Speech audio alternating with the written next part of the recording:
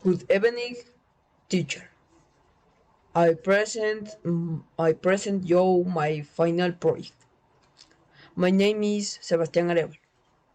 My course is 10th G.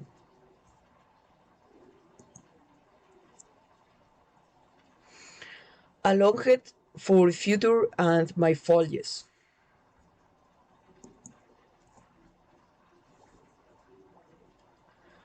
My first plan for the future. Finish my studies and graduate for college. Second plan for the future. To be a good soccer player and be one of the best since I love soccer. Third plan for the future. To have my house and my car. My family and I me hope to have many kittens because they are very cute. Fourth plan for the future.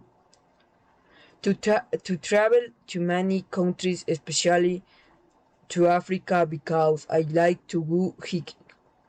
Well, these are my plans for the future. I want them to be fulfilled because they are very important to me. Thank you.